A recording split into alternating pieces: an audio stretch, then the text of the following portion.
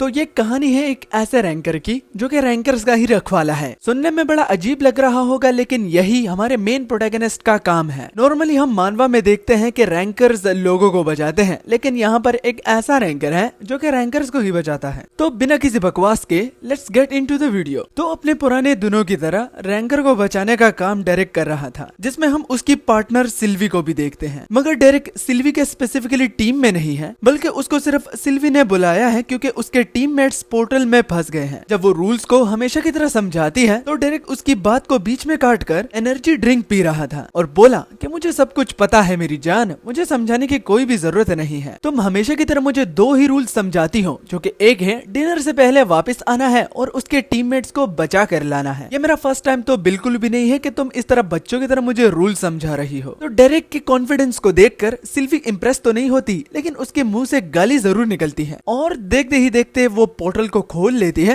और डेरिक उसके अंदर चला जाता है। अब यहाँ से शुरू होता है कहानी का रियल ट्विस्ट। हम एक बहुत ही खतरनाक फाइट को देखते हैं जिसमें ड्रैगन्स थे और गॉर्गन्स की तरह कुछ वॉरियर्स भी मौजूद थे, जो कि इस बात का अंदेशा देते हैं कि इस पोर्टल में सिल्वी की टीम मेंबर्स की फील्डिंग सेट हो चुकी थी। मगर इसमें जो हमारा हीरो था तो उसकी भी फील्डिंग सेट थी। वो कुत्तों की तरह सांसें ले रहा था और बोलता है कि उसको इतना तो समझ में आता है कि इन लोगों की फील्डिंग सेट थी, लेकिन उसकी कैसे हुई ये तो एक मिरेकल हो गया। और यही से ही हमारे मेन प्रोटैगनिस्ट का बैड लक शुरू होता है। और ये कोई ऐसा वैसा बैड लक नहीं है, इसमें उसको 10 सालों तक एक जगह पर कैद रहना पड़ता है। अब ज्यादा स्पॉइल नहीं करूंगा, क्योंकि अगर ऐसा मैं करता हूँ तो मुझे पता है कमेंट सेक्शन में मुझे बहुत सारी गालियां सुनने को मिलेंगी। और हाँ, गालियों से याद आया, अब तो ये मेरा रोज का हो गया है। टावर ऑफ गॉड की जो नेक्स्ट पार्ट होगी ना, उसको इस न्यू एपिसोड के बाद हम शुरू करेंगे, क्योंकि मानवास दिन ब दिन कम होते जाते हैं और मैं कंटेंट को अपने चैनल पर ज्यादा रखना चाहता हूँ, जिसको बाद में मैं एक्सप्लेन करता हूँ। अब दोबारा स्टोरी पर आते हैं। जैसे कि मैंने बताया कि उसकी बैड लक शुरू हुई तो वह 10 सालों तक इस पोर्टल में कैद रहा। 10 साल एक ऐसा वक्त होता है जिसमें आप अपनी इंसानियत और सैनिटी को खो देते हो। आपको ऐसा लगता है कि अब दिन ब दिन पागल होते चले जाते हो। और यही चीज हमारे डेरिक को पागल बना रही थी, क्योंकि आइसोलेशन की वजह से उसका दिमाग ढंग से काम नहीं कर रहा था। एक सिंपल मिशन ने उसकी जिंदगी को पूरी तरह से बदल दिया, यहाँ तक कि वो उसकी थिंकिंग को ही बदल देता है कि लोगों की मदद करना आज के बाद वो फजूल है। और वो ऐसा बिल्कुल भी नहीं करेगा, बस सिर्फ एक मौका उसको दोबारा चाहिए ताकि वो इस पोर्टल से बाहर निकले। मगर बस वक्त गुजरता गया, दिन हफ्तों में बदला, हफ्ते महीनों में बदले और महीनों में साल गुजरे, मगर ना तो सिल्वी की तरफ से कोई पोर्टल खुला और ना ही उसकी मदद करने के लिए कोई आया। यही उसको एक रियलिटी चेक मिला। अब चलिए जानते हैं कि आखिर उस वक्त ऐसा क्या हुआ कि डेरिक को इस पोर्टल में 10 सालों तक रहना पड़ा। तो कहानी सिंपल थी, वो रैंकर्स की मदद कर रहा था, लेकिन रैंकर्स के साथ साथ उसे ये फील हुआ कि मॉन्स्टर्स पहले से कुछ ज्यादा ही पावरफुल है, इसलिए वो बहुत सारे लोगों को बचा नहीं पाया और कुछ ही लोगों को बचा के पोर्टल के थ्रू सेफली भेज दिया। मगर सिर्फ एक कमबख्त पर्सन ने उसकी पूरी जिंदगी को बदल डाला, क्योंकि वो एक आखिरी पर्सन उसकी पूरी लाइफ को अपने साथ ले डूबा। उसको बचाते वक्त दूसरे लोगों ने उसको बुलाने की कोशिश भी करी, लेकिन उसने सुना नहीं और बस उसने समझा कि वो इस बंदे को बचा सकता है। मगर उस एक बंदे को बचाते वक्त उसने अपनी आंखों के सामने उस पोर्टल को आखिरी बार बंद होता हुआ देखा और 10 सालों तक उसने सामने की तरफ से कोई भी पोर्टल खुलता हुआ नहीं पाया जो कि उसकी मदद करने के लिए आया था। अब तुम लोगों को क्या लगता है कि इसका फेस रिएक्शन कैसे होगा? ये है इसका फेस रिएक्शन, जिसमें इसकी पूरी तरह से फटी हुई है, क्योंकि अब इसको ये समझ में आ गया है कि पोर्टल तो बंद हो गया, तो अब जाने का रास्ता कहां से ये ढूंढे। और इसी चीज को लेकर वो पूरे 10 सालों तक खुद को कोसता रहा कि आखिर उसने ऐसा क्यों करा। वो जाके दोबारा आके उनकी मदद भी कर सकता था, तो आखिर उस वक्त उसने इस तरह हीरोपंती क्यों दिखाई। इसी बात का डेरिक को बहुत ही ज्यादा रिग्रेट है। वो खुद में ही कंक्लूजन ढूंढने लगा कि क्या उसकी यहाँ पर ट्रैप रहने की वजह यह है कि किसी ने उसको धोखा दिया, या फिर वो स्ट्रॉन्ग इनफ नहीं था कि वो सबको अकेले संभाल पाए। मगर जैसे तैसे करके वो अपनी सैनिटी को संभालता है और नेगेटिव सोचने से खुद को रोकता है, क्योंकि जितना वो ज्यादा नेगेटिव सोचेगा तो उतना ही वो खुद को कमजोर करेगा। तो वो बस इस बात को साइड करते हुए ये कहता है कि चलो सिल्वी और दूसरे लोग उसे अब तक ढूंढने में लगे होंगे। मगर क्या ये सच में सिर्फ इसी की ही सोच है, या फिर वो इस तरह कर भी रहे होंगे, क्योंकि अब तक पूरे 10 साल गुजर चुके हैं। मगर इन पूरे 10 सालों में वो वेला नहीं बैठा हुआ था। उसने अपनी बॉडी को हर एक एंगल से स्ट्रॉन्ग करने में पूरी जी जान लगा दी, क्योंकि और कुछ तो उसके पास करने को था ही नहीं। वो बस प्रैक्टिस करता गया, जो कि पूरे 10 सालों में उसने सिर्फ एक काम ही किया है, जिससे आज वो अपने जहन और गुमान में है और वो ठीक है, मतलब कि पागल नहीं हुआ। मगर डेरिक हकता कहाँ होगा? अब 10 सालों तक उसने सिर्फ प्रैक्टिस ही की, तो उसने हगा कहाँ? लेकिन सोचो, उसने 10 सालों तक कुछ खाया भी नहीं, तो चलो मान लेते कि उसके अंदर कुछ था ही नहीं निकलने को। वेल व्हाटएवर, हगने की बात छोड़ देते हैं, स्टोरी पर आते हैं। तो अब एक दिन कुछ यूं होता है कि उसको एक सिस्टम से नोटिफिकेशन आता है कि कोई चीज सिस्टम के अंदर इन्वेड करने की कोशिश कर रहा है, तो सिक्योरिटी के तौर पर उससे उसका सिस्टम लिया जा रहा है। अब एक चीज जो कि उसको खुद पर काबू रखने में मदद कर रही थी, वो ही उससे लिया जा रहा है, तो इससे वो बहुत ही ज्यादा चिढ़ जाते हैं और उसे गुस्सा आता है। यहाँ तक कि कुछ महीनों गुजरने के बाद पता चला कि बंदा अपने ही गोश्त को खाकर खुद सरवाइव करने की कोशिश कर रहा है। उसके पास कुछ हाईली पोशंस तो है जिससे वो अपनी स्टिचेस लगाकर दोबारा खुद को हील तो करता है, लेकिन वो अपनी बॉडी पर और अपने चेहरे पर कुछ क्रैक्स भी देखता है, जो कि वॉइड की तरफ से है। वॉइड ये स्पेशल एरिया है जिसकी ना शुरुआत का पता है और ये जो कहां पर खत्म होता है ना उसका पता है। तो अब आखिरकार तक हार कर डेरिक मान लेता है कि वो हार मानता है, अब और उससे नहीं होगा। और इसी में ही कुछ हफ्ते गुजरते गए और आखिर में उसके सामने एक लाइफ चेंजिंग मोमेंट आया, जो कि था वॉइड की तरफ से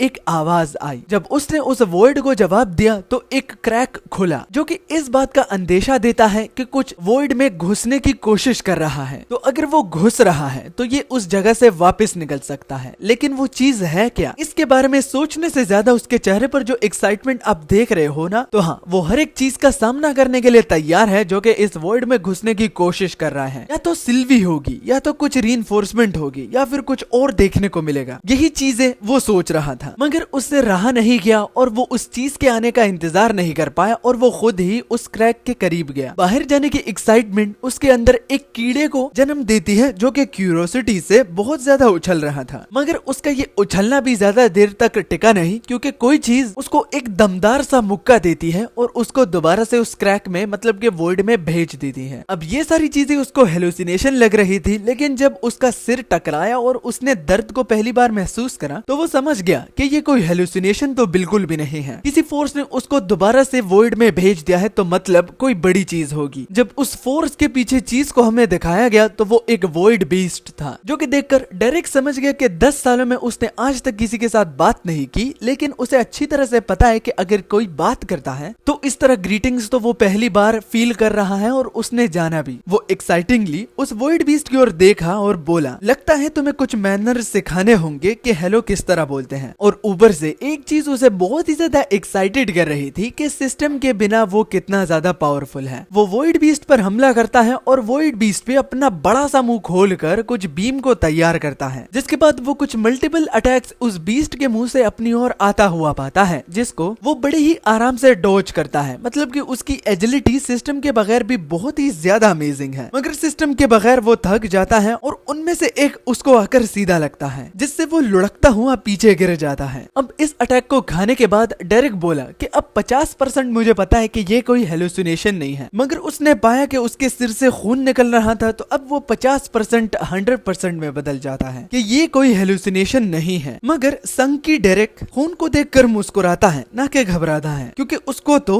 अपना खून बहाने की तड़प हो रही थी। शायद 10 सालों तक अकेले रहने में और खून ना बहाए हुए उसको बड़ा अरसा हो गया था, तो ये देखने के बाद उसको बड़ा ही मजा आ रहा है। और ये डेरिक के लिए एक ट्रिगर पॉइंट था, क्योंकि अब उसके दिमाग में जो धुंध भरी हुई थी वो भी इस जगह में रहकर तो वो पूरी की पूरी चली जाती है। अब उसके पास 2 ऑप्शन है, या फिर मरो या फिर यहाँ से बाहर निकलो। अगर यहीं पर ही उसे कैद रहना है तो वो कहता है कि मुझे यहाँ पर ही इस वॉइड बीस्ट से मरना है, मगर मुझे यहाँ पर नहीं रहना। दोनों तरफ से विन ऑन विन सिचुएशन में खुद को पाकर वो बहुत सारी माना को रिलीज करता है, जिससे वो बिल्कुल Thor the God of thunder की तरह लग रहा था और बिल्कुल सोनिक की तरह वो स्पीड से भागता है ताकि वो उस वॉइड बीस्ट के अटैक को हेड ऑन ले पाए। वॉइड बीस्ट भी उसको अपनी ओर आता हुआ देखकर ब्लास्ट को फेंक देता है और ब्लास्ट को वो अपने स्पीयर की मदद से दूर कहीं और फेंक देता है, जिससे बहुत धमाके होते हैं। धूल मिट्टी उड़ जाती है और इसी धूल मिट्टी का फायदा उठाकर वो हवा में उड़ते हुए मलबों पर छलांगे मारता हुआ उस बीस्ट के ऊपर से गुजर जाता है, क्योंकि वो और इस बीस्ट के साथ अपना टाइम वेस्ट नहीं करना चाहता। इतनी ग्रीटिंग्स इन दोनों के लिए काफी थी और अगले ही पल पूरे 10 सालों के बाद वो पहली मर्तबा सूरज को देखता है, जिसको देखकर उसे बड़ा ही मजा आता है और वो खुशी से झूम उठता है और चिल्लाते हुए बोला, अब दुनिया की कोई ऐसी ताकत नहीं जो कि मुझे रोक पाए। किसी के बाप की भी मैं मदद नहीं करूंगा, अगर वो मरने की कगार पर ही क्यों ना हो। बस मैटर यही करना है कि जिंदगी अकेले बितानी है और बच्चे पैदा करके एक अच्छी पार्टनर के साथ कहीं दूर पहाड़ों में रहना है। और पहाड़ों से याद आया, मेरा व्लॉग भी लगभग कंप्लीट हो चुका है, तो उसे मैं एक डिफरेंट चैनल पर अपलोड करूँ या फिर इस चैनल पर, तो मुझे कमेंट सेक्शन में जरूर बताना, ठीक है। बहुत ही अच्छा टूर है और कुछ नया ट्राई करने को भी मिल जाएगा और तुम लोगों को एक अलग सा कंटेंट भी देखने को मिलेगा। मुझे आप लोगों की एक बात समझ में नहीं आती, आप व्लॉग्स भी देखते हो, आप डैडी व्यू की तरफ वीडियो भी देखते हो, लेकिन जब हम जैसे यूट्यूबर की बात आती है वो कुछ अलग डालता है तो साला कोई क्लिक ही नहीं करता। वैसे मैंने तो कुछ डाला ही नहीं, और मैं अगर डालू भी तो तब ही मुझे शायद पता चलेगा। मैंने बस बाकी मानवा क्रिएटर्स की ओर देखकर बस एक पॉइंट उठाया, मगर शायद वो उस तरह कंटेंट प्रोवाइड नहीं कर पाए जो कि आप देखते हो बाकी चैनल्स पे। तो मैं आपको डिसअपॉइंट नहीं करूंगा, ये टूर अच्छा है, आप देख लेना, मुझे बहुत अच्छा लगेगा। चलो अब दोबारा अपनी वीडियो पर आते हैं। तो डेरेक के बाहर निकलने के बाद स्टोरी एक अलग सा मोड़ ले लेती है, जिसपे हम जंगल में एक गुम हुए बच्चे को देखते हैं जो कि यहाँ वहाँ किसी चीज से भाग रहा था और वो अपनी गलती पर बहुत ज्यादा शर्मिंदा और अफसोस भी कर रहा था कि उसे अपने ग्रैंड पेरेंट्स की बात को मान लेना चाहिए था कि शाम को जंगल में घूमना एक अच्छा आइडिया नहीं है, क्योंकि उसने खुद को एक बहुत बड़ी मुसीबत में जो डाल दिया है। पता नहीं कैसे वो गिर के लुढ़कता हुआ चोटी से बस गिर ही रहा था कि वो खुद को संभाल लेता है और वो बोला, भैंस की टांग अगर मैं गिर जाता तो मेरे जिस्म का तो पता ही न चलता कि मेरा सिर कहाँ है और मेरे पैर कहाँ है। कि तभी हम उस बीस्ट को भी देखते हैं जो कि एक वुल्फ बीस्ट था, जो कि इस बच्चे का बड़े ही तेजी से पीछा करते हुए आ रहा था। वो उस वुल्फ को देखकर डर गया और उस चोटी से जिसको गिराने से वो खुद को रोक रहा था, तो इसी से ही दोबारा नीचे गिर जाता है। मगर लकीली उसने सिर्फ पत्थरों को नीचे पाया था, लेकिन वहाँ पर झरना भी था जिसपे वो गिर जाता है और वो खुद को सही सलामत पाता है। मगर तभी उसने आसमान में एक अनयूजुअल वर्ल्ड देखा जो कि ओपन हो रहा था, बिल्कुल एक थंडर की तरह ऊपर से नीचे कुछ गिरता है और हम डेरेक को पाते हैं। अब हमें पता है कि डेरेक एक इंसान है, लेकिन पोर्टल से बाहर निकलते हुए जब हम उस बच्चे के पॉइंट ऑफ व्यू से डेरेक को देखते हैं तो वो एक डीमन से कम नहीं लग रहा था। इसी वजह से वो बच्चा डेरेक को अपने सामने पाकर बहुत ज्यादा डर रहा था। डेरेक के लैंड होते ही दोबारा से वही सिस्टम नोटिफिकेशन आता है जो कि उसे बोला कि एक एरर है जो कि उसके सिस्टम में पाया जा रहा है और वो बड़ा ही खतरनाक है। अपने सिस्टम की तरफ से दोबारा मैसेज को देखकर वो बड़ा ही खुश हुआ और हैरान भी, क्योंकि उसे लगा कि उसने अपने सिस्टम को खो दिया है। तभी उसने क्रैक की तरफ से एक ब्लास्ट को आता हुआ महसूस किया और वो एकदम से उस झरने से बाहर निकलकर छलांग लगाता है और एक जोरदार बीम गिरती है, जिसे देखकर वो बच्चा भी टेरिफाइड हुआ। और जहाँ तक डेरेक की बात है तो उसे पता है कि ये बीम किसने फेंकी है, मगर वो सही सलामत है, यही चीज सबसे ज्यादा मैटर करती है।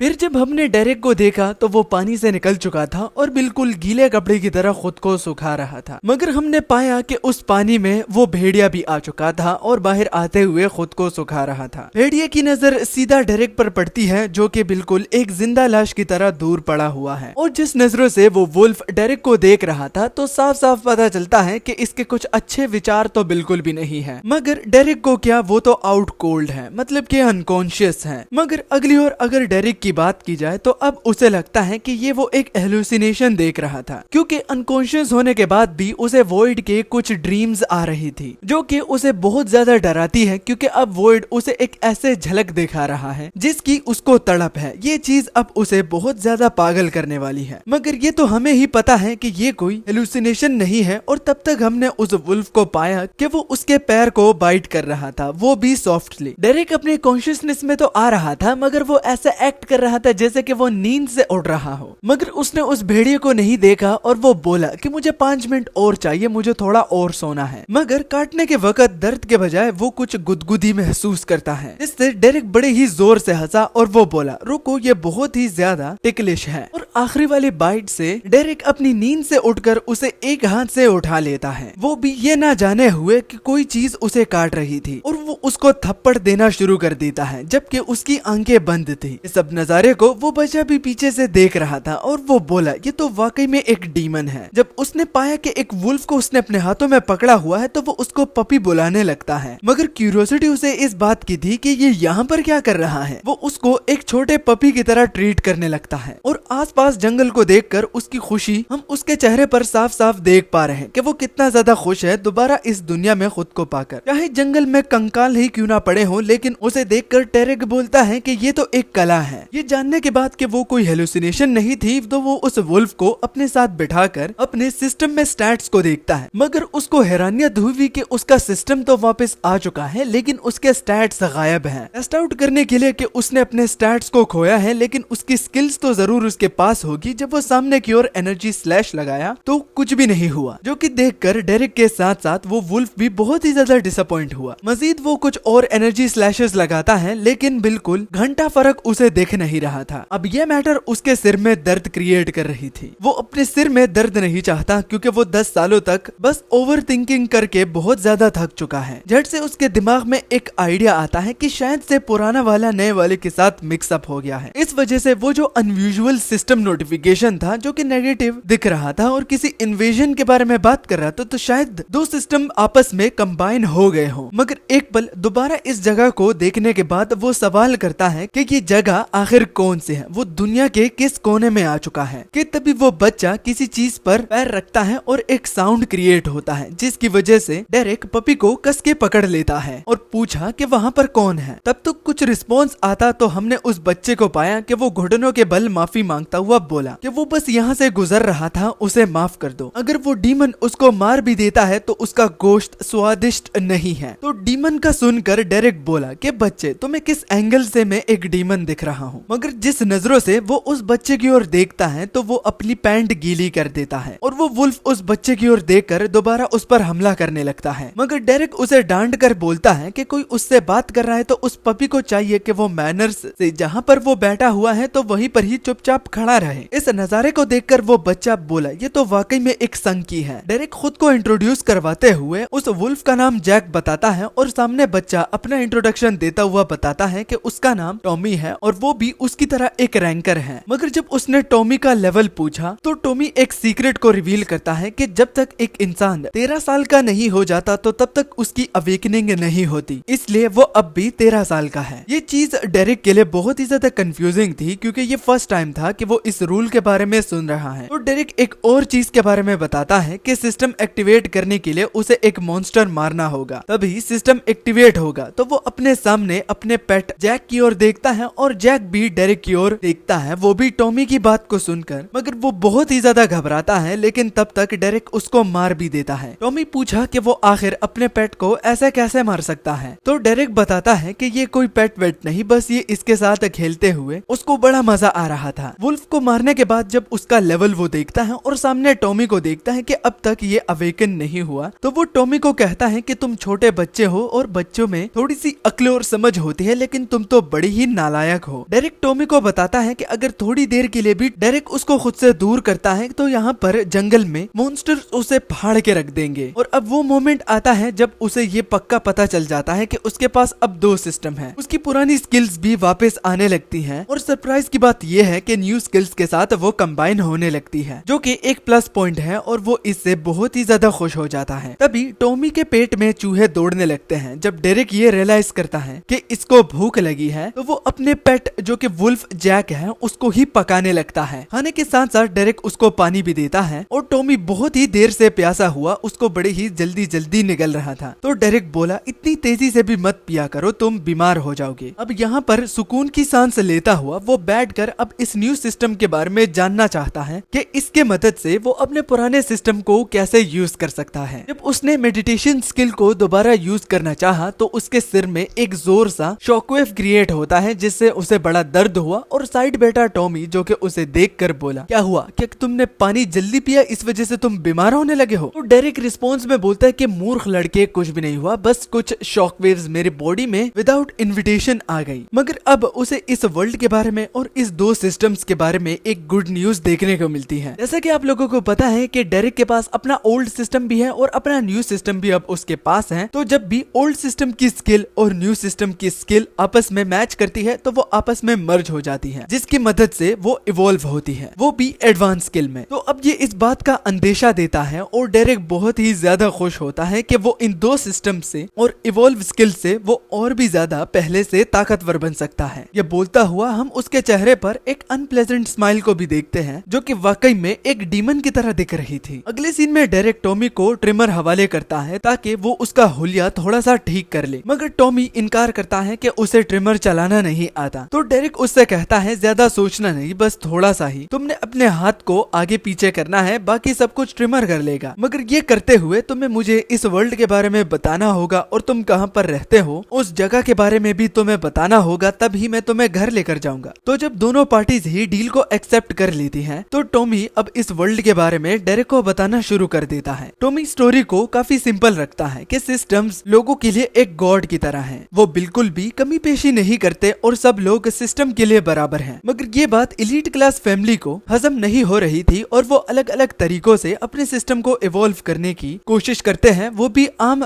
सिस्टम यूजर से ताकतवर होने के लिए, जिस वजह से सिस्टम का बैलेंस बिगड़ गया और एलीट क्लास स्ट्रॉन्ग होती गई और मिडिल क्लास के लोग सिस्टम के थ्रू लेबर्स का काम करने लगे। और एक और बात भी टॉमी से पता चलती है कि उन्हीं एलीट क्लासेस फैमिली की वजह से उसके पेरेंट्स के साथ कुछ बुरा हुआ है, जो कि वो रिवील कर तो रहा था कि तभी डेरेक उसको रुकने का कहता है क्योंकि वो कुछ ज्यादा ही उसके बालों को काट रहा था। टॉमी पहले से ही उसको सॉरी कहता है ताकि अगर उसने कुछ गड़बड़ की हो तो डेरेक उसे माफ कर दे। मगर जब डेरेक अपने आईने में देखता है, जो कि पता नहीं कहां से आई, लेकिन जो इसके हाथ में ब्रेसलेट है शायद इससे ही उसने निकाली हो, तो वो बोला कि बच्चे तुम इतने बुरे भी नहीं हो, तुमको तो एक बार्बर की शॉप खोल लेनी चाहिए और कांग्रेचुलेशन, तुमने सॉरी तो बोला लेकिन अब तुम्हें जिंदा रहने का मैं दूसरा मौका देता हूँ क्योंकि तुमने बड़े ही अच्छे तरीके से मेरे बालों को काटा है। सफर करते करते दोनों को बहुत टाइम लग जाता है, इसमें टॉमी सो भी जाता है और अगले ही पल डेरेक उसको उठाकर कहता है कि उठो, क्या यही तुम्हारी जगह है? तो उठता हुआ वो बोला कि नहीं, मैं रेना के विलेज से हूँ। तो वो सामने जगह को देखकर बड़ा ही शौक हुआ और डेरेक के पीठ से उतरकर उसकी ओर भागने लगा। भागते हुए वो मिस्टर जोनस को बुला रहा था। उसके घर का दरवाजा विदाउट परमिशन खोलते वक्त उसको खून की बदबू आ रही थी और जो ही वो दरवाजे को खोलता तो मिस्टर जोनस जमीन पर पड़े हुए थे और उनकी रूह उनकी बॉडी से कब की निकल चुकी थी। इससे टॉमी बहुत ज्यादा डर जाता है कि तभी डेरेक उसके कंधे पर हाथ रखकर बोला कि ये तुम्हारे ग्रैंडपा नहीं है, तो इसके बारे में ज्यादा सोचने की कोई भी जरूरत नहीं। मगर टॉमी एक अच्छा लड़का है, वो बोला कि ये बहुत ही अच्छे अंकल थे, लेकिन आखिर ये कैसे मरे? जगह की इंस्पेक्शन से टॉमी को पता चलता है कि यहाँ पर एक मॉन्स्टर ने इन्वेड किया था, लेकिन इनका लेवल तो लेवल 30 था, तो ये कैसे मरे? यही चीज उसको बहुत ही ज्यादा कंफ्यूज कर रही थी। तो डेरेक बोला कि लेवल 30, तो लेवल 30 से क्या ही होगा? तो टॉमी बताता है कि जब इस जंगल में तुम लेवल 30 के होते हो तो तुम्हें कोई चीज भी छू नहीं सकती। तो डेरेक अब एक सीक्रेट को रिवील करता है कि जो पेट वुल्फ को उसने पका के खा लिया था तो वो तो लेवल 53 का था और वो तो एक नॉर्मल सा मॉन्स्टर था। तो वो क्या बक रहा है? लेवल 30 तो कुछ भी नहीं है अगर इस टाइप के मॉन्स्टर्स जंगल में फिरते हो तो। इस इंफॉर्मेशन को सुनने के बाद टॉमी बहुत ही ज्यादा घबरा गया और वो बोला कि मुझे जल्दी से जल्दी विलेज वापस जाना होगा और विलेज चीफ रेना को इन्फॉर्म करना होगा कि जंगल में कुछ अजीब हो रहा है। तो उसकी बातों को सुनकर डेरेक बोला कि हाँ, अगर तुम्हारा विलेज जिंदा बचा हो तो। जबकि एकदम से सीन शिफ्ट हुआ और हमने देखा कि जंगल में दूर कहीं एक डंजन ब्रेक डाउन हो रही थी। उसके करीब एक वुल्फ आता है और उसको सूंघता है। सूंघते वक्त वो कुछ और चीज की प्रेजेंस भी फील करता है और वो अटैक करने के लिए जो ही रेडी होता है तो वो एक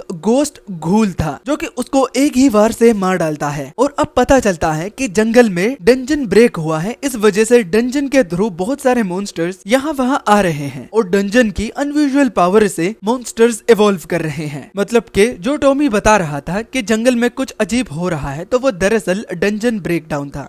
जबकि अगले सीन में हम एक खूबसूरत से टाउन को देखते हैं। उस खूबसूरत से टाउन में हम एक खूबसूरत सी औरत और उसकी प्यारी बेटी को भी देखते हैं। छोटी बच्ची का नाम ब्रैंडी था जो कि अभी अभी ही एक अवेकनर बनी है। तो वो सिस्टम की पावर को यूज करके अपनी माँ की हेल्प कर रही थी, वो भी घर के कामों में, जो कि देखकर उसकी माँ उस पर बहुत ज्यादा गर्व करती है कि ये उसकी बच्ची आगे जाकर एक अच्छी सी वाइफ बनेगी। मगर वाइफ से ज्यादा ब्रैंडी को लेदर वर्क में इंटरेस्ट था और वो अपने लेदर वर्किंग को इवॉल्व करना चाहती है, मगर इसके लिए उसे एक बीस्ट की स्किन चाहिए होगी। तो उसकी माँ बोली कि अगर वो अपने फादर से नाइसली मांगे तो वो उसे जरूर लेदर दे देगा, जिससे ब्रांडी बहुत ही ज्यादा खुश हो जाती है और अपने स्किल्स को और भी ज्यादा बेटर करने के लिए एक्साइटेड भी। तभी हमें उसके एक डर के बारे में भी पता चलता है, जो कि है जानवरों की खाल उधेड़ना। ये लेदर वर्किंग में एक इम्पोर्टेंट रोल है, जिससे ब्रांडी को बहुत ही ज्यादा डर लगता है और बस उसका नाम सुनते ही उसके पैरों तले जमीन खिसक जाती है। अब ब्रांडी को इतना ज्यादा डर एक वजह से लग रहा होगा, इसलिए उस वजह को जानने के लिए हमारा टाइम 2 हफ्ते वक्त में पीछे चला जाता है, जहां हमने उसके फादर को पाया और ब्रांडी को भी। ये ब्रांडी की अवेकनिंग का दिन था और अवेकनिंग के लिए जैसे कि टॉमी ने हमें बताया कि एक मॉन्स्टर को मारना पड़ता है, तो उसके फादर एक क्यूट सा लेवल 10 मॉन्स्टर लेकर आए हैं ताकि ब्रांडी अपने सिस्टम को अवेकन कर पाए। अपने नाम की तरह फ्लफी फॉक्स बहुत ही फ्लफी और बहुत ही क्यूट था, मगर जैसा रोल ब्रांडी अपने लिए चुनी है तो उसमें फ्लफी फॉक्स एक टेरिफाइंग फॉक्स में बदल जाता है। और उस वक्त से लेकर आज तक ब्रांडी को जानवरों की खाल उधेड़ने के बाद उसके साथ नजरें मिलाने तक हिम्मत नहीं होती। वो कहती है कि उसे लेदरिंग तो सीखना है, लेकिन ये काम उससे नहीं होगा। तो उसकी मदर बताती है कि वक्त के साथ साथ वो इसके साथ सेट हो जाएगी, बस उसे रुकना नहीं है। मगर ब्रांडी बोली कि उसे मॉन्स्टर्स को उनकी स्किन में देखना ही पसंद है, ना कि उस टेरिफाइंग स्टेट में। कि तभी अचानक से पीछे किसी चीज की क्रैशिंग की आवाज आती है। पता चला कि ये ट्रेविस है, ब्रांडी का फादर। लेकिन उसकी मदर ट्रेविस को भागता हुआ देखकर बहुत ही ज्यादा कंफ्यूज हुई, क्योंकि वो अभी अभी तो शिकार के लिए बाहर निकला था। तो ट्रेविस चिल्लाते हुए ब्रांडी की मदर को कहती है कि ब्रांडी को ईस्टर्न गेट की ओर जल्दी से ले जाओ, बहुत ही बड़ा खतरा है। तो वक्त को ना जाया करते हुए ट्रेविस हाई लेवल मॉन्स्टर्स के बारे में उन दोनों को बता देता है। ट्रेविस को थोड़ी बहुत चोट भी लगी थी, जो कि दोनों देखकर बहुत ही ज्यादा टेंशन लेने लगे, मगर ट्रेविस उनको टेंशन लेने से मना करता है और ब्रांडी को इस वक्त में अपनी माँ को सुनने का ऑर्डर देती है, ताकि इस मुश्किल वक्त में ब्रांडी को कुछ ना हो। बाद में ट्रेविस मॉन्स्टर को रोकने का जिम्मा लेता है और मेलोरी, जो कि उसकी वाइफ का नेम है, तो उसको ब्रांडी के साथ भागने का ऑर्डर देती है, क्योंकि वो नहीं चाहता कि अगर वो मरे तो उसकी फैमिली भी उसके साथ मरे। उसका फायदा ही क्या कि अगर वो सिस्टम्स के साथ भी अपने फैमिली को बचा ना पाए और रेकलेसली अपने फैमिली को भी मौत के मुंह में अपने साथ फेंक दे। भागते वक्त ब्रांडी मेलोरी से पूछती है कि क्या ट्रेविस वापस आएगा, तो मेलोरी उसकी मदर ब्रांडी को कहती है कि हाँ, क्यों नहीं, ऑफ कोर्स। और वो चीफ लियोन को एक एग्जाम्पल की तरह इस्तेमाल करती हुई बोली कि उसके फादर ट्रेविस और चीफ लियोन बहुत ही ज्यादा स्ट्रॉन्ग है, तो उनको कुछ भी नहीं होगा। अब चीफ लियोन कौन है, लेकिन ये एक इम्पोर्टेंट कैरेक्टर है, तो इसके साथ भी हम जल्द ही मिलेंगे। जबकि अगली ओर हमने देखा कि एक बंदा जो कि विलेज के लोगों को इंस्ट्रक्शन देता हुआ बोला कि रेना का विलेज यहाँ से 1 दिन सिर्फ दूर है, तो 24 घंटों के लिए उनको रुकना नहीं। और कहते हुए उसमें कुछ अजीब सी अकड़ भी थी, जो कि ज्यादा देर तक टिकती नहीं, क्योंकि उसके पीछे ही एक वुल्फ आ जाता है, जिसको अब तक उसने नोटिस तो नहीं किया। लेकिन वो बंदा उन सब विलेजर से कहता है कि अगर वो उसको फॉलो करेंगे तो उनको कुछ भी नहीं होगा और पैनिक होने की तो बिल्कुल भी जरूरत नहीं है जब तक वो उनके साथ है, बस ट्रस्ट द प्रोसेस, वो उससे कहता है और सबको अपना पीछा करने का बोलता है। कि उनको सरप्राइज देता हुआ वो वुल्फ नीचे आ जाता है और वो बंदा उस वुल्फ को देखकर बोला कि धत्तेरी की, आज तो मेरे लगने वाले हैं। और अगले ही पल उसकी बॉडी को एक से ज्यादा वुल्फ घेर लेते हैं और उसको खाने लगते हैं। और बस वो विलेजर्स उस बंदे की चीखों को ही सुन पा रहे थे, बाकी तो उसमें कुछ बचा ही नहीं था। मेलोरी हेल्प तो करना चाहती है, लेकिन अगर वो हेल्प करेगी तो ब्रांडी मुसीबत में फंस सकती है और उसको बहुत ही ज्यादा डर भी लग रहा था। अगर ये सोल्जर भी इन मॉन्स्टर्स के सामने टिक नहीं पाया तो वो क्या ही टिक पाएगी, उसे चोर्स करने के अलावा और कुछ आता ही नहीं। और पूरे ग्रुप में कोई मर्द भी नहीं जो कि इससे लड़ने के लिए सामने आ जाए, क्योंकि उनको पता है कि ये वुल्फ दानव उनको कच्चा चबा जाएंगे अगर वो अटैक करने के सोचे भी। बस सिर्फ बकरियों की तरह वो लोग खड़े थे, वो भी अपने मौत को बुलावा देते हुए। वुल्फ अगले ही पल उन पर हमला करने लगते हैं और ब्रांडी अपने मदर को खींचने की कोशिश करती है, लेकिन मेलोरी बोली कि ब्रांडी यहाँ से भागो, मैं इनको रोके रखती हूँ। और उस पूरे ग्रुप में कोई भी ऐसा मर्द नहीं था जो कि मेलोरी की मदद करने के लिए सामने आए। सब सेल्फिश थे और अपनी जान को लेकर बहुत ही ज्यादा चिंतित थे। ये तभी उनमें से एक वुल्फ मेलोरी पर सीधा हमला बोल देता है। उसके कांटेक्ट में आने से पहले मेलोरी ब्रांडी से कहती है कि भागो और पीछे तो बिल्कुल भी मत देखना। और उस वुल्फ को अपने ऊपर पाकर मेलोरी को बहुत ही ज्यादा डर लगने लगता है। जब वुल्फ ने मेलोरी को खाना चाहा तो मेलोरी डंडी का इस्तेमाल करते हुए उस वुल्फ के मुंह को बंद होने से रोकती है और उसको खाने से भी। और ब्रांडी मेलोरी की बात को सुनती हुई पीछे ना देखती हुई सामने बस भागने लगती है। और बेचारी बच्ची को पता नहीं कैसे कैसे वक्त से गुजरना पड़ता है। कुछ ही देर पहले उसने अपने फादर को खोया और अब अपनी मदर को, तो उसे ये मोमेंट किसी नर्क से कम नजर नहीं आ रहा था। अब तक मेलोरी भी ये रियलाइज कर चुकी थी कि ये इन वुल्फ को रोक नहीं पाएगी, बस उसको तो कुछ टाइम निकालना है ताकि तब तक ब्रांडी वहाँ से भाग निकले। और जब उसे पता चले कि ब्रांडी सुरक्षित जगह पहुँच चुकी है तो वो अकेले ही मर जाएगी। मेलोरी का इन लोगों को बचाने का प्लान नहीं था, बल्कि खुद को सेक्रीफाइस करके ब्रांडी के लिए कुछ वक्त निकालने का था। जबकि ब्रांडी पर जब सीन आया तो वो भागती हुई सामने हमारे प्रोटैगनिस्ट के साथ टकराती है, जिसने अपनी पीठ पर टॉमी को बिठाया हुआ था। और वो ब्रांडी से बोला, छोटी बच्ची, जब भागा करते हैं तो सामने देखते हैं, दिखने से तुम लोग मुसीबत में लग रहे हो, तो क्या तुम्हें मेरी हेल्प चाहिए क्या? तो टॉमी उसको करेक्ट करता हुआ बोला, डेरेक क्या तुम पागल हो? तुम्हें दिख नहीं रहा कि इन लोगों को वाकई में तुम लोगों की जरूरत है, तो तुम पूछ काय को रहे हो? तो डेरेक बोला, हेल्प ऑफर करने से पहले पूछना भी एक अच्छा मैनर होता है। ब्रांडी डेरेक की ओर बड़े ही इमोशनल तरीके से देखकर प्लीज बोलती है, और बाकी सब कुछ समझाने की कोई भी जरूरत नहीं क्योंकि डेरेक ऑलरेडी वो देख रहा है। ब्रांडी टॉमी की ओर देखकर उसको कस के गले लगाना शुरू कर देती है। पूरी सिचुएशन वो एक्सप्लेन करती है, मगर ये सिचुएशन इतनी डेविस्टिंग थी कि वो बस रोती ही चली जाती है। सरप्राइजिंगली अब तक मेलोरी जिंदा थी और ब्रांडी भीख मांगती है, वो भी डेरेक से कि वो उसकी मदर को मरने ना दे। तो Derek with in a second बोलता है ठीक है, और एक फिंगर पॉइंट से वो सामने की ओर अटैक करता है और वो वुल्फ वही का वही मर जाता है। सिर्फ मरता ही नहीं बल्कि वो बुरी तरह से फट भी जाता है, जो कि देखकर मेलोरी को यकीन नहीं आ रहा था कि चीफ लियोन और उसके हस्बैंड के अलावा भी एक पर्सन इतना ज्यादा स्ट्रॉन्ग उसको कभी देखने को भी मिल सकता है। अभी भी 3 और रहते हैं और वो इन वुल्फ्स को मारकर एक्सपीरियंस पॉइंट को छीनना नहीं चाहता, तो वो पहले से ही परमिशन मांगता है। तो मेलोरी घबराहट में बोलती है कि एक्सपीरियंस गया भाड़ में, बस इन लोगों को बचाओ और इन मॉन्स्टर्स को इनको मौत के घाट उतार दो। तो ये जानने के बाद कि परमिशन उसको दी गई है, अगर एक्सपीरियंस पॉइंट अब वो छीन भी लेता है तो उसको बुरा नहीं लगेगा, तो वो इस फाइट को लेकर काफी ज्यादा हाई एक्सपेक्टेशन रख रहा है। और वो बोला इसमें तो बड़ा मजा आएगा। तीनों वुल्व्स अब फाइट करने के लिए तैयार थे और वो डेरेक पर हमला कर देते हैं। और डेरेक जिस मॉन्स्टर को वो मार चुका था उसका हाथ उठाते हुए उनसे फाइट करने के लिए रेडी हो जाता है। एक तो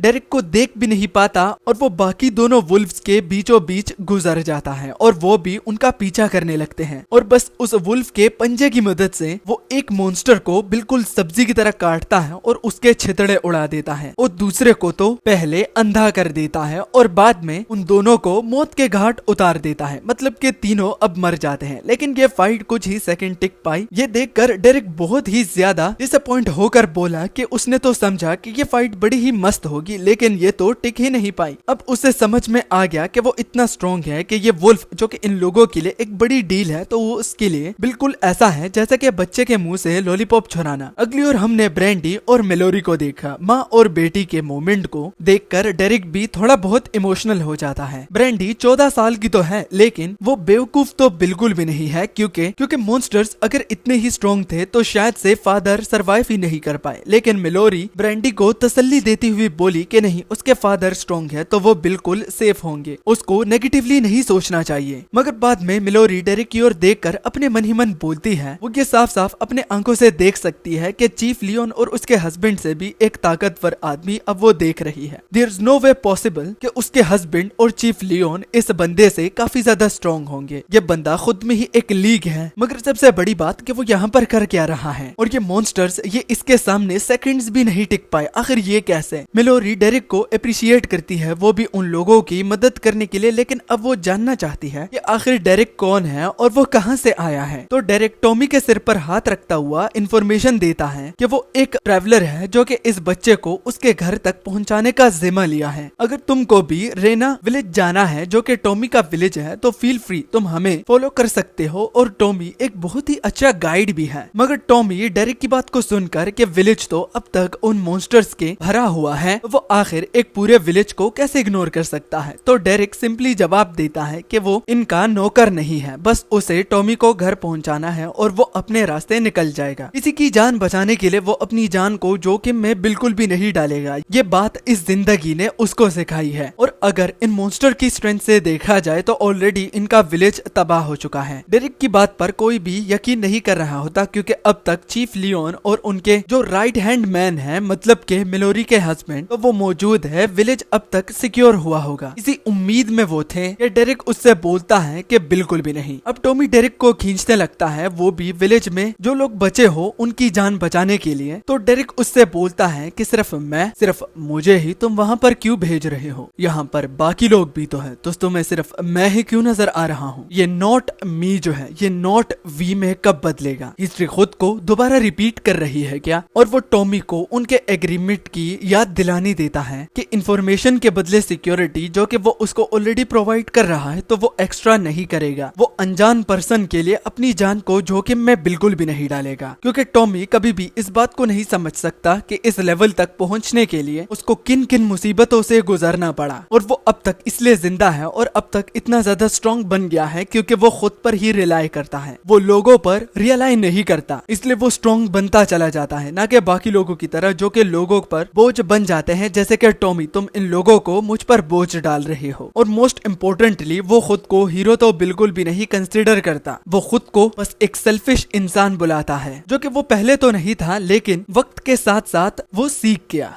क्योंकि जब भी वो खुद को मुसीबत में पाता है तो वो दूसरों की जान बचाने के लिए और जान बचाने में पाता है, ना कि खुद से वो खुद को मुसीबत में डालता है। मगर डेरिक बच्चों की तरह बोला कि वो स्ट्रॉन्ग है, उसे मदद करनी चाहिए, ये क्या बकवास वो कर रहा है। तो डेरिक बोला कि बिल्कुल बच्चों की तरह अब तुम बोल रहे हो जैसे कि तुम्हारी एज है। इससे टॉमी को बड़ा गुस्सा आया और वो उसको गालियां देता हुआ बोला कि वो स्ट्रॉन्ग है, अपनी ताकत को अगर वो इस चीज के लिए इस्तेमाल नहीं करेगा तो क्या उसको ठेला खोलना है क्या। तो डेरिक बोलता है ठेला तो नहीं लेकिन वो एक कमीना है। बिल्कुल ठीक वो कह रहा है और इसी वजह से वो आज तक जिंदा है और इतना ज्यादा स्ट्रॉन्ग बन चुका है। अगर वो अच्छा इंसान बनता तो वो कब का मारा जा चुका होता। और वो टॉमी का हाथ पकड़कर बोला कि अगर तुम्हें स्ट्रॉन्ग बनना है तो तुम्हें पहले कमीना बनना होगा, और जब तुम स्ट्रॉन्ग बन जाओ तो तब तुम हीरोपंती कर सकते हो। इससे पहले अगर किया तो आधी लाइफ तुम्हारी वेस्टफुल जाएगी और तुम मारे जाओगे। और ये इस वर्ल्ड में सरवाइव करने का वो उसे एक बेसिक रोल बताता है। डेरिक जानता है कि टॉमी के लिए ये हार्श रियलिटी को फेस करना बड़ा ही मुश्किल है, लेकिन वो झूठ तो बिल्कुल भी नहीं बोल रहा और ना ही बहाना मार रहा है। बाद में डेरिक टॉमी को अपने कंधे पर बिठाकर के चलो चले, तो टॉमी बोला कि कहाँ चले और वो उसे क्यों उठा रहा है। तो डेरिक उससे बोला उल्लू के पट्टे अब तक मुझसे भीख मांग रहे थे और अब जबकि मैं तुम्हारी मदद करने के लिए तैयार हो गया हूँ तो क्या तुम सवाल करना बंद कर दोगे।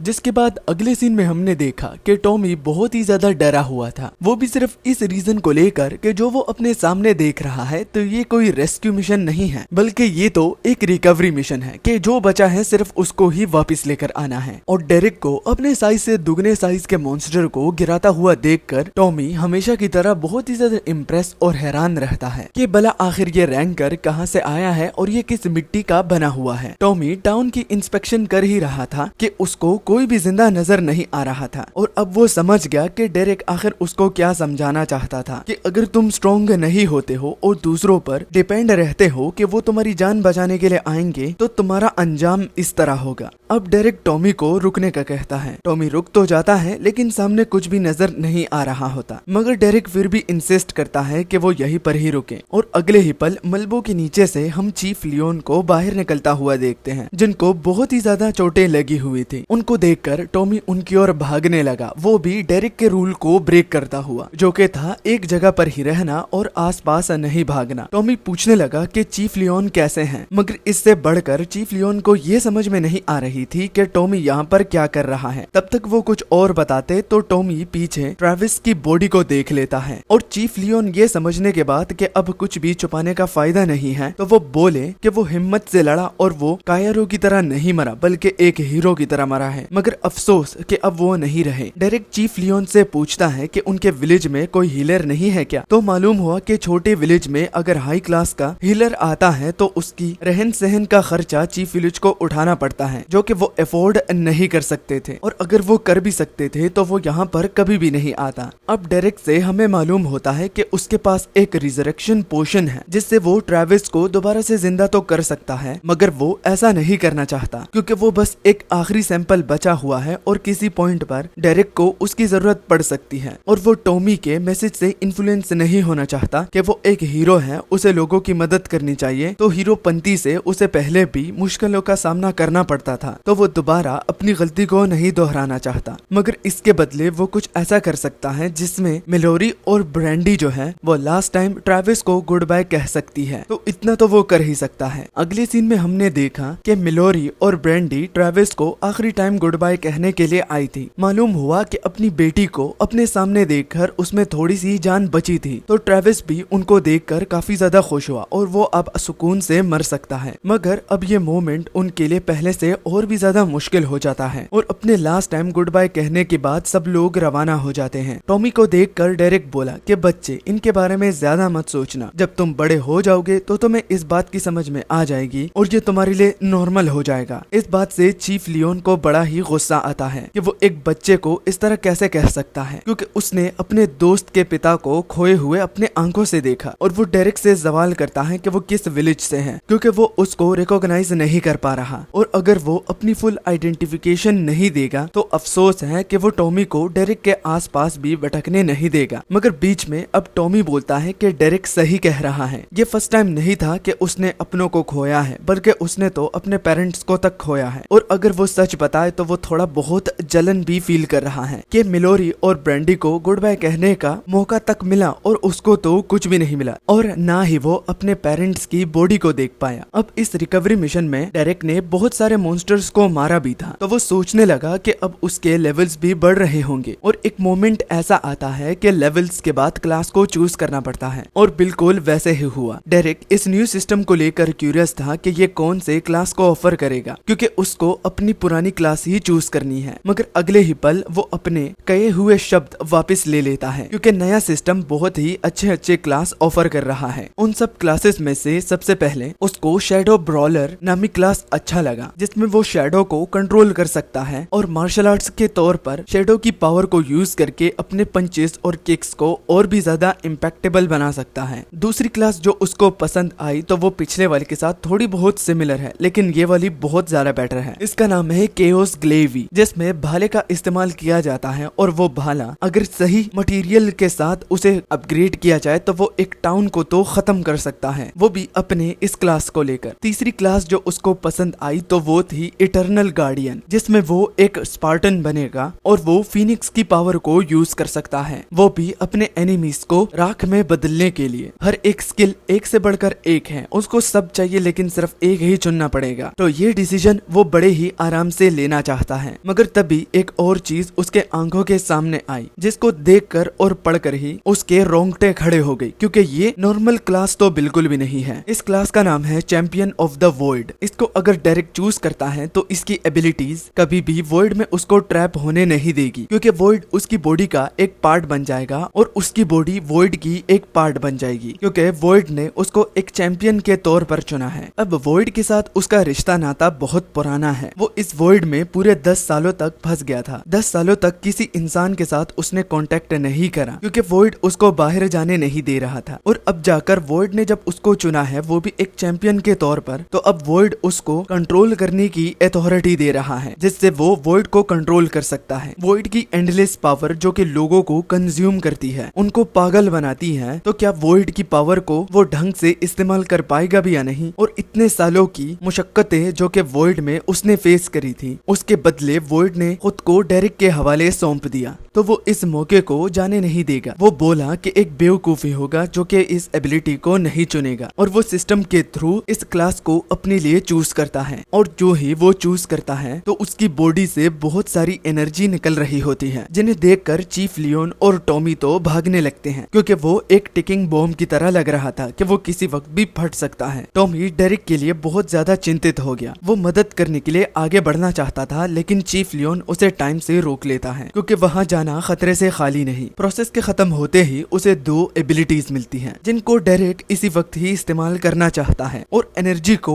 इस तरह बाहर आता हुआ देखकर और फिर कंज्यूम होता हुआ देखकर चीफ लियोन बोला कि आखिर ये बंदा क्या है, क्या ये एक इंसान भी है या नहीं? और अगले सीन में वो वॉइड कॉल की एबिलिटी को यूज करता है, जिससे ऊपर से एक बीम उस पर सीधा गिरती है, जिसके बाद अपनी बॉडी में वो बहुत बड़ा बदलाव पाता है। उसकी उसकी ऑरा से ही चीफ लियोन और टॉमी को दिक्कत हो रही थी, वो भी उसके सामने खड़े होने में। और डेरिक तो मजे ले रहा था कि ये कितना इनक्रेडिबल है। तभी आसमान क्रैक हुआ और जो बीम दोबारा गिरी तो चीफ लियोन ऊपर की ओर देखकर बोला कि ये नामुमकिन है। टॉमी के भी सेम एक्सप्रेशंस थे कि ये डेरिक क्या कर पा रहा है। न कि सिर्फ वो बल्कि मेलोरी और ब्रैंडी जो थी उनको भी समझ में नहीं आ रहा था कि ये क्या हो रहा है। मगर जो भी हो रहा है तो वो ठीक नहीं है। मगर जब उस बीम का इम्पैक्ट खत्म हुआ और वो जो चीफ लियोन और टॉमी चेहरा बना के बैठे हुए थे तो उसका रीजन आसमान में डेरिक खुद देख लेता है कि एक वॉइड क्रैक हो रहा है और उससे एक बीस्ट दिख रहा है जो कि बाहर आने की कोशिश कर रहा है। अब डेरिक को अपनी एबिलिटी का पता चल जाता है कि ये वॉइड कॉल आखिर किस चीज को बुलावा देता है जो कि इतनी खतरनाक है कि ये बस कहानियों में लिखा गया है कि वॉइड बीस्ट नामी एक मॉन्स्टर इस दुनिया में रहता है जो कि बहुत रेयरली लोगों को दिखता है और वो आसानी से जमीन पर नहीं आते, मगर वो जब भी आते हैं तो तबाही मचाते हैं।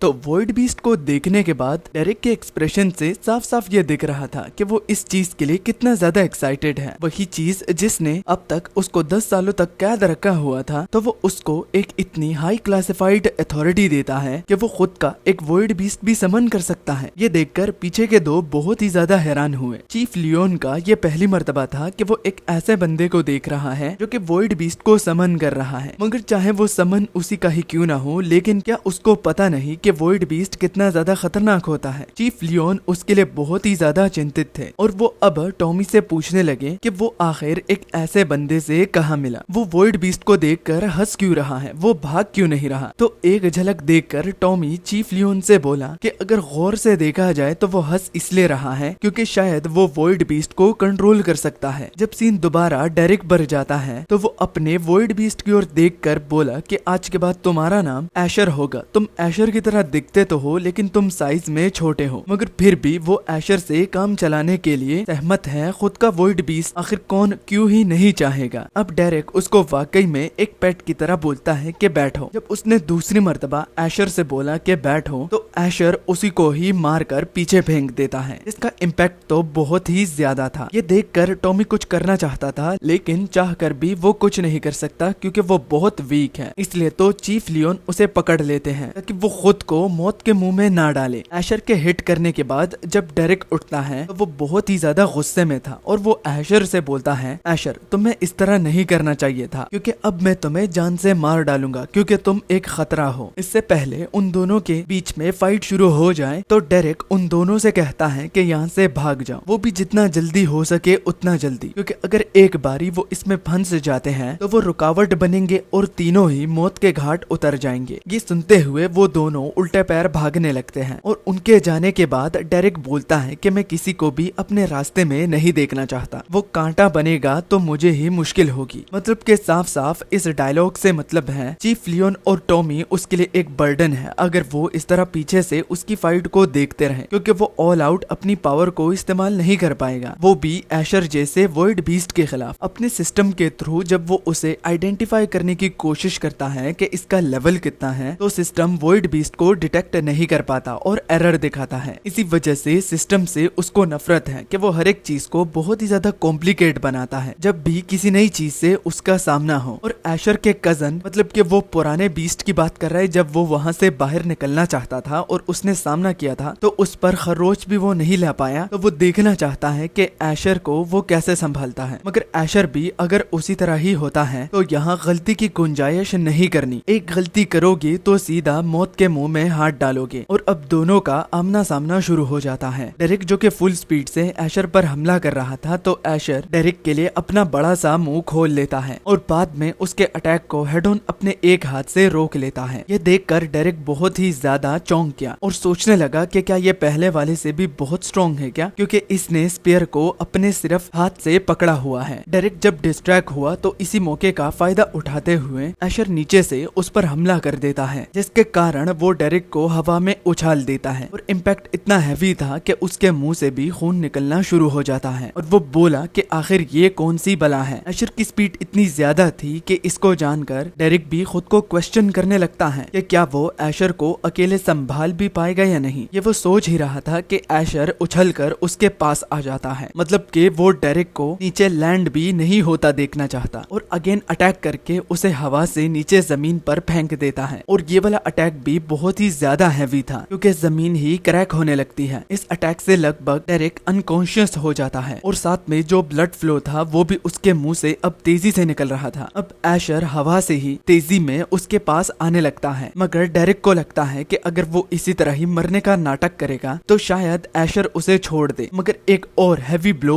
एशर अपनी तरफ से डेरिक पर दोबारा करता है, मगर इस वाले अटैक को डेरिक तो डॉज कर लेता है क्योंकि अब उसने ये रियलाइज कर लिया है कि इस तरह बीस्ट के सामने मरने का नाटक करने का कोई भी फायदा नहीं है। और अगर वो थोड़ी देर और वहाँ पर रहता तो उसके जो इंटरनल ऑर्गन्स है वो उसकी मुंह से निकल आते। अब एशर डेरिक को ओवरवेल्म कर रहा था, हर एक अटैक डेरिक को लग रहा था, जिसकी वजह से सिस्टम उसको बार बार नोटिफिकेशन भेजता है कि हेल्थ 20% नीचे गिर गई है। ये देखकर इतनी डेस्परेट सिचुएशन में वो मेडिटेशन स्किल को ऑन करता है ताकि अपने हेल्थ को वो रिकवर कर पाए। लेकिन मजाल है कि एशर उसको मेडिटेट करने का मौका भी देता है और अब टॉप प्रायोरिटी ये बनती है कि इस एशर से खुद को कैसे दूर करे, ना कि इसको कैसे हराए, क्योंकि पहले हेल्थ को उसे रिकवर जो करना है। अब हेल्थ 19% पर आ गई थी, मगर एशर रुकने का नाम ही नहीं ले रहा था। और सेम डेरिक भी जो कि 19% की हेल्थ पर है, मगर फिर भी वो उसके अटैक का काउंटर भी देता है। दोबारा से एशर डेरिक के स्पीयर को अपने एक हाथ से पकड़ लेता है जो कि लगभग उसको लग ही चुका था और उसको बड़ी जोर से साइड करता हुआ उसे बड़ी जोर से मारता है, जिससे उसका हेल्थ अब 18% पर आ चुका था और लगातार नोटिफिकेशन से हेल्थ 16% तक आ जाता है। काउंटर तो वो करता है लेकिन उसका काउंटर एशर हमेशा रोक लेता है और अब ब्लड फ्लो हर एक ब्लो के साथ ज्यादा हो चुकी थी। हर एक अटैक के साथ साथ हेल्थ बार नीचे जाती है और अब तक वो 14% पर आ चुकी थी। और इस सब नजारे को टॉमी पीछे से देख रहा था और वो रो रहा था और वो प्रार्थना करता है कि डेरिक को कुछ भी ना हो, क्योंकि वो पहला एक ऐसा रैंकर है जिसने टॉमी को अच्छी तरह से ट्रीट किया, इसलिए वो उसको खोना नहीं चाहता। मेलोरी और ब्रैंडी भी वहाँ पर आ जाते हैं। वो चीफ लियोन से पूछने लगे कि क्या हो रहा है, तो चीफ लियोन बोला कि समझाने का वक्त नहीं है, बस भागो, बाद में सब कुछ बता दूंगा। और पीछे ना मुड़ते हुए सब लोग भाग रहे थे सिवाय टॉमी के, जो कि आशा करता है कि डेरिक जिंदा हो। मगर अगले ही पल जब सीन दोबारा एशर पर गया तो वो अपने हाथ में वॉइड ब्लास्ट को बना रहा था और बस उस पर लगभग छोड़ने ही वाला था कि इससे पहले डेरिक उसे देख लेता है और वो बोला नहीं,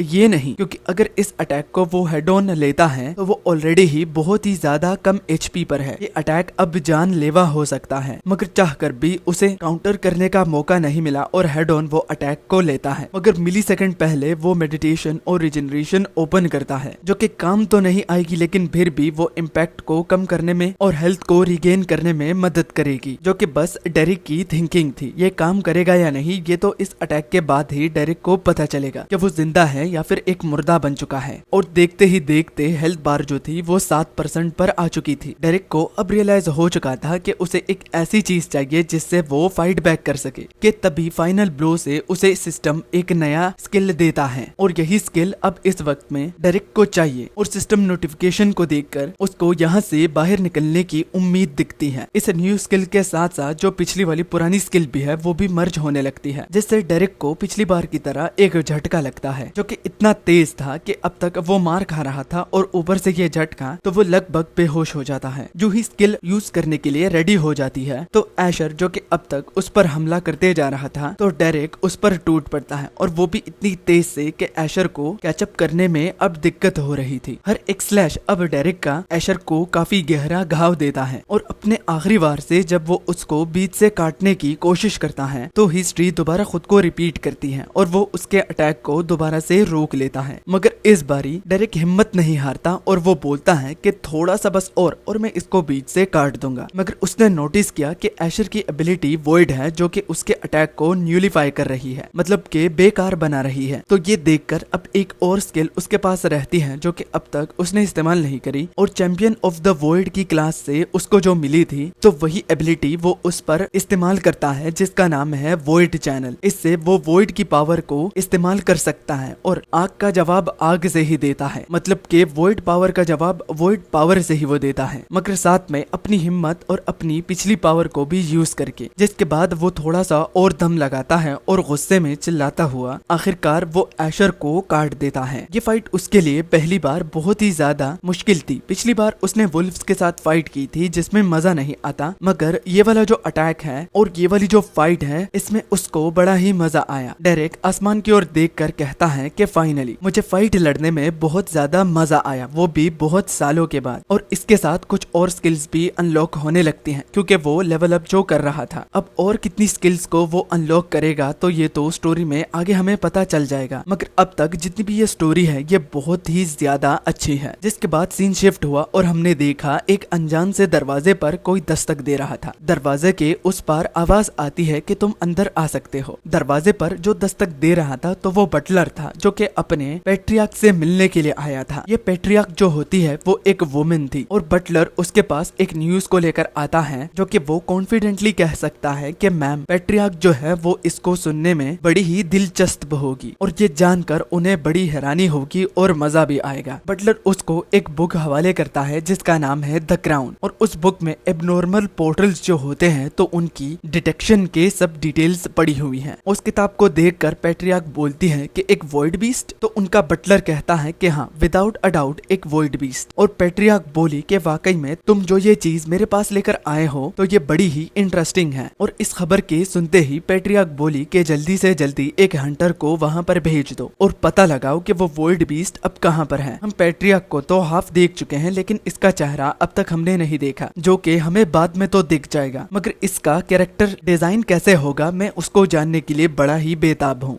जिसके बाद हम देखते हैं कि उस विलेज के जितने भी मेंबर्स थे ना तो वो जंगल के एक सेफ जगह पर खड़े थे। कुछ देर के बाद उनमें से जो एक औरत होती है वो पीछे मुड़कर नोटिस करती है कि ये तो और कोई नहीं बल्कि चीफ लियोन है। और चीफ लियोन के साथ साथ वहाँ पर मेलोरी, ब्रैंडी और टॉमी जो कि बहुत ज्यादा थक चुका है वो भी मौजूद है। अब इन मासूम लोगों को ऐसा लग रहा था कि अगर चीफ लियोन यहाँ पर आए हैं तो इसका मतलब वो उनको लेने के लिए आए हैं, मतलब कि उनकी जो विलेज है वो सही सुरक्षित और सलामत है। और एक औरत तो ये कहती है क्या विलेज में सब लोग ठीक तो है ना, और वो कहाँ पर है। एक साथ काफी सारे सवाल चीफ को सुनने को मिलते हैं और यही रोल होता है एक विलेज चीफ होने का। वो बात को कैसे शुरू करे उसको ये समझ में नहीं आ रहा था कि तभी वो एक्सेप्ट कर लेता है कि छिपाने का क्या ही फायदा क्योंकि जगह ही पूरी तरह से नष्ट हो चुकी है। तो वो मायूसी से नीचे देखकर बोला कि सब कुछ तहस नहस हो गया और कोई भी नहीं बचा, एक घर तक भी सही सलामत नहीं बचा और हम वापिस नहीं जा सकते, जाने को कुछ बचा ही नहीं है। सब लोग इस बैड न्यूज को सुनकर बड़े ही शॉक हुए, लेकिन अब उनको रियलिटी को फेस करने का और इसको काउंटर करने का और कोई ऑप्शन दिख नहीं रहा था। उनके चेहरे पर हम उदासी, मायूसी और डर सब कुछ देख पा रहे थे और चीफ भी ये देख पा रहा था और वो उन सब से झुककर माफी मांगता है कि as a chief of your village मैं तुम लोगों को और तुम्हारे चाहने वालों को और तुम लोगों की रहने की जगह को प्रोटेक्ट नहीं कर पाया, इसके लिए मुझे कहीं दिल से आप लोगों से माफी मांगनी है। यहाँ तक के वो इतना ज्यादा मायूस होता है कि वो ये एक्सेप्ट करता है कि उन लोगों के साथ उसे भी मर जाना चाहिए था क्योंकि उनकी मौत का जो ये बर्डन है तो वो हमेशा हमेशा के लिए इसे याद रखेगा। तभी उसको थोड़ा सा दिलासा देता हुआ हमारा डेरेक वापस आ जाता है जो कि बोला खुद पर इतना ज्यादा कठिन होने की जरूरत भी नहीं है, तुमसे जितना हो पा सकता था तुमने वो किया। टॉमी उसे देखकर बहुत ज्यादा खुश हुआ और डेरेक से बोलता है कि तुम तो जिंदा हो, मैं ये देखकर बड़ा ही खुश हूँ क्योंकि टॉमी ने चीफ लियोन की बातों को सुनकर ये कब का एक्सेप्ट कर चुका था कि अब शायद वो वापस नहीं आएगा क्योंकि वो मॉन्स्टर को चीफ लियोन काफी ही बड़ा चढ़ाकर बोल रहे थे कि एक वॉइड बीस्ट के सामने खड़ा हो पाना ऐसा है जैसे कि बैंस के आगे बीन बजाना कि आ बैल मुझे मार। मगर टॉमी जो कि डेरेक को हक कर रहा था तो डेरेक टॉमी की ओर देखकर बोला ऑफ कोर्स मैं जिंदा हूँ मेरी जान। अब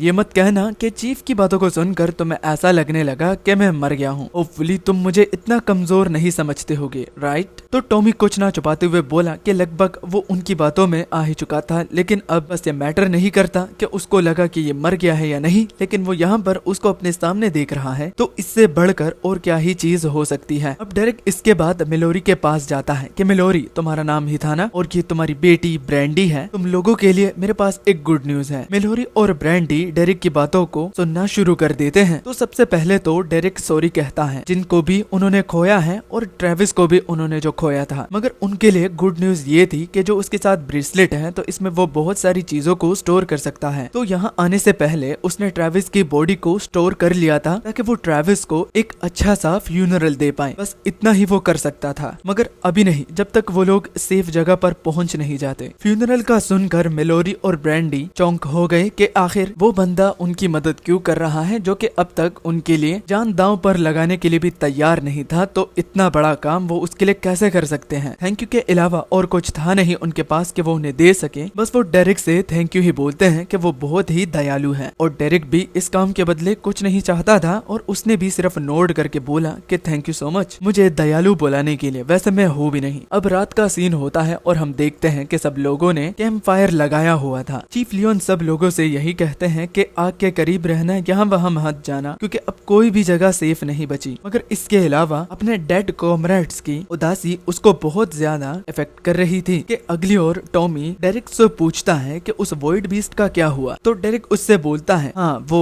बड़ा सा चीज, मानता हूँ वो बहुत ही ज्यादा पावरफुल है, लेकिन वो मेरे सामने पानी कम चाय था, मगर एज टू बी श्योर वो बाकी मॉन्स्टर से बहुत ज्यादा अलग है। मगर अब वॉइड बीस्ट को हराने के बाद अब मुझे एक ताकतवर रैंकर मत समझना, क्योंकि बहुत सारे ऐसे हो सकते हैं जो कि वॉइड बीस्ट को हरा सकते हैं। तो टॉमी बोलता है कि बिल्कुल भी ऐसा नहीं है, तुम बिल्कुल ही अलग हो, क्योंकि उसकी ग्रैंडमा कहती थी कि वॉइड बीस्ट सालों में आते हैं और जो भी उन्हें हराता है वो कोई नॉर्मल इंसान नहीं होता। लेकिन आज तक कोई भी ऐसा इंसान उन्होंने देखा नहीं जो कि वॉइड बीस्ट से फाइट में जीता हो। तो ये उसके लिए फर्स्ट टाइम था। अब गॉसिप में मेलोरी भी बीच में आ जाती है और वो टॉमी की साइड लेती हुई बोलती है कि टॉमी ठीक कह रहा है। तो डेरिक बोलता है कि लगता है उसने कुछ वीक वॉइड बीस्ट को ही समन किया होगा, इस वजह से वो लकी था। मगर सवाल मेलोरी यहाँ पर ये करती है कि उसने वॉइड बीस्ट को समन कैसे करा। तो डेरिक बोलता है अगर ये समझाने के लिए मैं बैठ गया ना तो बहुत दिन गुजर जाएंगे, और अब अगली सुबह उन लोगों के जाने का वक्त हो गया। जाने से पहले हमने ब्रैंडी को देखा जो कि डेरिक का हाथ पकड़ के उससे कुछ एनिमल्स मांगती है जो कि उसके ब्रेसलेट में है, और उसे कैसे पता चला तो ये टॉमी से उसे पता चला है। वो अपने पैशन के बारे में भी डेरिक को बताती है, तो डेरिक मानकर उसे एक रैबिट दे देता है। बाकी भी उसके साथ मौजूद हैं, लेकिन वो बहुत ही बड़े हैं। एक सेफ जगह पर जाकर वो उन सबको उसे दे देगा, जिसके लिए ब्रैंडी उससे थैंक यू बोलती है। मगर इन सबको मांगने का वो रीजन भी पूछता है, तो उसको अपने फादर की कही हुई बातें याद आती हैं कि अगर वो ये सीख लेती है तो अच्छे आर्मर बनाकर वो लोगों को मरने से बचा सकती है। तो अपने डेड फादर की विश को पूरा करने के लिए उसे लेदरिंग वर्क पर बहुत ज्यादा फोकस करना है। और ये कहते हुए वो बहुत जोर जोर से रो भी रही थी। तो उसको देखकर डेरिक मायूस होकर बोला कि आखिर इस मोमेंट में तुम खुद को कैसे कंट्रोल करते हो ये तुम पर निर्भर होता है, और एक बारी अगर तुम ये कर लेते हो तो तुम अनस्टॉपेबल बन जाते हो। तुम्हें वर्ल्ड की हार्श रियलिटी के बारे में पता चल जाता है कि ये जगह नर्क है।